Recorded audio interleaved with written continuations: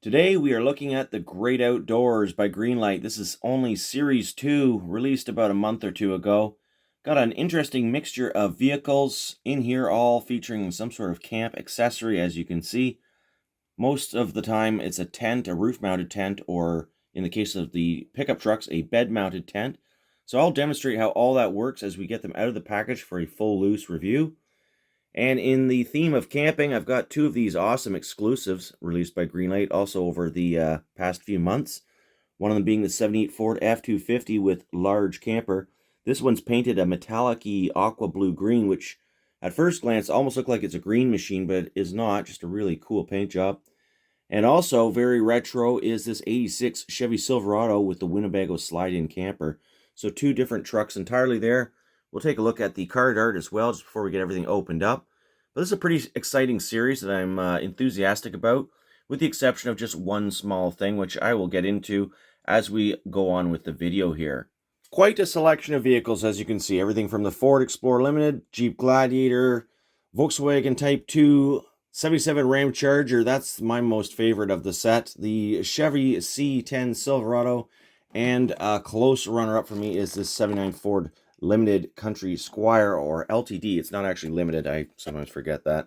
Just LTD, and that does stand for something. What is that right now? I can't remember. Maybe I will as the video goes on.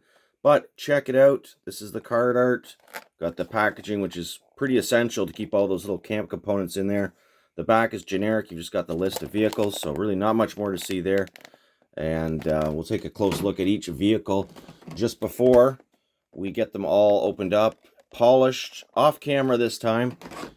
Going to try to do my best to make these vehicles look great, because honestly in the packaging it's hard to notice a lot of the flaws that I end up finding when I open the product, and I think if I just did a little bit of polishing in between, it would probably lead to a happier experience for all. And so there you go. I'm just gonna show each vehicle in the package. If you are a package collector and this appeals to you, well, there you go. You can check them all out. Now let's take a look at those two campers just before we get into this, because they are also getting opened up. I love the scenery on the background of this exclusive. It's a hobby exclusive. And a closer look at that awesome paint job, detailed wheels. And on the back, it's just kind of the same picture, but without the vehicle in front of it. I think the same is going to be true for the Winnebago. And let's take a close look at that truck in the package. Great looking camper slide outs on these. This one's got a bit of information, so we can pause there. It's telling us a little bit about the vehicle. Okay, well, mechanical information on that truck if you're interested. Let's get everything opened up now. Let's go ahead and take a close look at each of these vehicles as they came out of the package, starting with the 79 Ford LTD Country Squire. All the Greenlight castings shined up rather nicely, I have to say, with very minimal flaws of any kind that I noticed. Just things that really aren't worth mentioning, like a tiny scratch on the tailgate there. One of the tents lost its mounting pin, so it was a little bit loose on top. That was for the VW camp van.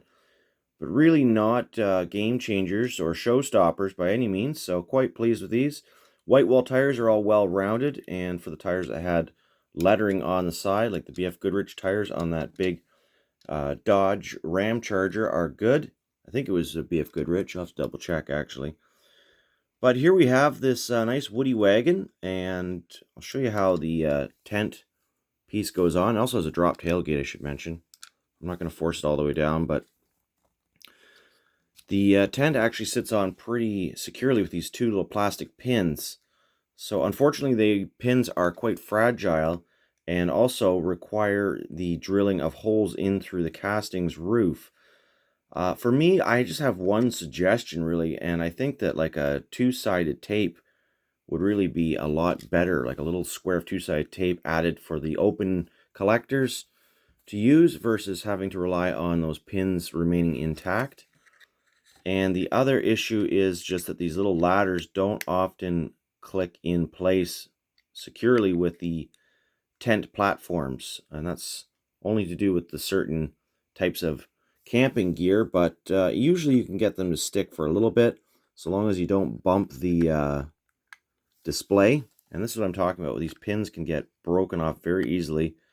Mind you, the pin that broke off for my VW camper happened sometime in manufacturing because it wasn't even in the package. And I had noticed it before trying to assemble it. Not a big deal, as I'll show you. It still mounts perfectly straight, but once you get the car kind of set up, you just got to leave it alone. Some of the camp gear is a lot easier to live with. That includes this kind of big box-mounted pup tent on the back of the 82 Chevrolet C10 Silverado. A really nice looking casting with gray steel wheels on it. No opening parts, although it has a separately cast hood that does not open. Nice glossy paint job and windshield, although there are some scratches from the factory on the windshield. May be able to buff those out if I really tried. And other than that, just it looks like the paint applicator smeared a bit of the silver up onto the top of the hood line. But otherwise, really nice, fine pinstriping details on this paint job, and a nice hefty truck. Again, a solid roller. And that tent, as you can see, just pretty simply just slaps in the back. It doesn't really stay in all that well, so it's not a toy either by any stretch of the imagination, unless you use your toys as static displays. So we'll just park that one in behind there. We've got to keep room. One of the tents that held together really well, thankfully, was for the 1977 Dodge Ram Charger SE in this really cool looking orange and white paint job. And what tire brands were those again? They're Goodyear. Sorry, not BF Goodrich. Goodyear, Wrangler, AT, and some really fine details. It's got that full rear spare tire on the back. This one actually has a completely removable rooftop, so you can go convertible mode in this truck. And I do believe, let's set that down carefully while I've got it all together. I do believe the hood opens on this truck, although I forgot to try that off camera, and it's probably going to be, yeah, next to impossible for me to do that. But I know this casting has an opening hood. It's probably the heaviest casting in the series, in the set, and has those modified axle raisers to give it the off-road suspension. And this one is quite secure in mounting, as well as this tent features 2 pins. I'm not even going to take it apart again because I'm too afraid to break it. It really clicked in, but you can see the 2 pins. And actually, it did even crack the roof. I can see there is a, there's a fatigue crack going north and south of that pin that wasn't there before. So all the more reason not to play around with it too much. This is all going to be considered one piece. And this ladder actually snapped in place pretty good, but that's not saying much because it's just a tiny little flange of plastic. So you try to take it apart and put it back together again. My experience, it normally doesn't continue to function as intended. So nice rolling truck. Everything's rolling really well. Beautiful looking windows on that one, nice and shiny. I guess we're parked in the middle of the road. Maybe we'll go park over here in camp spot number 28. Next up is that Volkswagen 1968, Volkswagen Type 2. Lost the ladder there, and, well, as you can see, the tent is not secure because it was intended to have 2 mounting points, but sadly, one has sheared off already. So, nice looking little rooftop tent. Really nice paint job on this van. I love the hippie power paint job and the psychedelic stuff. Peace and love, and all the bumper stickers plastered all over it. State parks and whatnot. But it would be nice not to have those holes drilled in the vehicle. That's basically one of my main gripes, is that it would be nice to have just some delicate 2-sided tape or something sticky to, mount these things if you want. Otherwise, you have the option of discarding the 3 cents worth of plastic accessories and just having a really nice model without holes drilled all through it like a Christmas ornament. So that's my take on that. And also, of course, my second gripe is just the 3 cents worth of plastic is just, like so many accessories that come with Greenlight products, extremely fragile, especially when they try to do something really detailed with it. So we've got another great rolling vehicle. That's the, which one we've got here? The 2021 Jeep Gladiator High Altitude Edition. Nice looking truck. It's got a bit of an oily windshield that I can't get to. Best I try polishing it. We'll take that little pup tent off the bed liner. It's a heavy duty Jeep. Really well done casting. All metal, of course. Most Greenlights are, unless you get the really big trucks, like the big Dodge Ram club cabs in a series. Sometimes they'll put a plastic base on those just to try to compensate in the weight factor, I would say, and cost effectiveness. But this is a heavy casting and shows really well. I think some of them have a removable roof piece, although I'm not going to pull on that one. And then, of course, just like the pickup truck, this black and green tent just kind of sits on top of the bed rails, or the box rails. Doesn't really attach all that well, but it is what it is. So there you go. Another great piece here, the 2022 Ford Explorer Limited. It's fairly new casting, of course. It is only the end of 2022, and here we have a current year model. Nice looking tent on the roof. Just look at that first. Really nice model. It's shined up well with extraordinarily good details, including those plastic insert lensed headlights, which Greenlight's done a fantastic job of on this casting, giving it some real depth and extra details when done properly. And when they're not crooked and stuff, they look great. But having the painted taillights also looks great, in my opinion. So quality all around here. You've got that kind of pearlescent red paint with the silver reverse lights.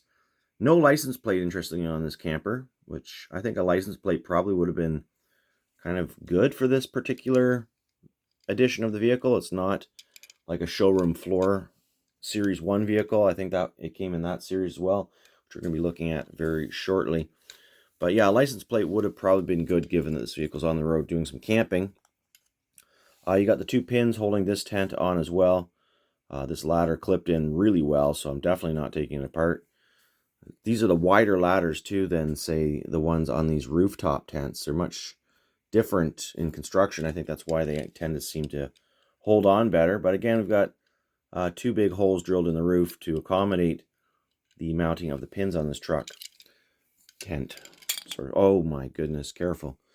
Okay, so we'll put that back on, park that off in the back 40 there, and make some room for probably next to the Ram Charger and the wagon, and the paint job on the VW is these campers here. I've got the 78 Ford F-250 with the large camper, and the 86 Chevy Silverado with the Winnebago slide-in camper. And they really do complete the camp sort of feel here in the on the parking mat.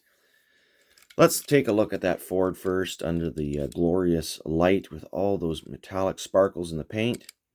Just great details all the way around. They're always high quality, these camper exclusives. I've found I pretty much pick up every one I can. It's one of the series of vehicles I try to always get, even though they can be difficult and often involve buying from eBay sellers in the United States of America. I live in Canada, so they sometimes cost a little bit more than I'd like to pay, but they really are one of my favorite vehicles, and the quality control on them seems to always be a step above anything else. They shine up beautifully, never any fingerprints on them. And I think there's just different quality lines depending on where certain vehicles are made by Greenlight. Perhaps the exclusives are sometimes a little more fortunate than regular, like mainstream high production series such as Hot Pursuit or whatever. I'm just naming an example because there's been like 37 releases of that. There you go, though, my friends. That is the review of the campers. We'll go in for a little overview here. Check out all the rooftop views of those tents. And of course, if you're after any of these things, I hope you can find them. Happy hunting. I will say these were available in my local Walmart, although I ended up getting this full set from my friends at Aurelia Diecast, because, of course, this truck was missing, and you got to get the set. You got to have the Ram Charger, in my opinion. That's just my opinion. Happy hunting, everyone. Take care.